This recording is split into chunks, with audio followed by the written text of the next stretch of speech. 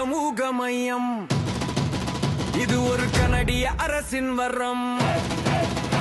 நாம் அனைவரும் சேர்ந்து நிதி கொடுக்க வேண்டும்.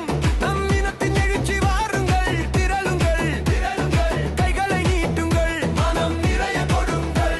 நிதி மிகுந்தவர் பொற்குவை தாரீர், நிதி குறைந்தவர் காசுகள் தாரீர். அதுவும் இல்லை எனில் வாய் சொல்லருளீர்.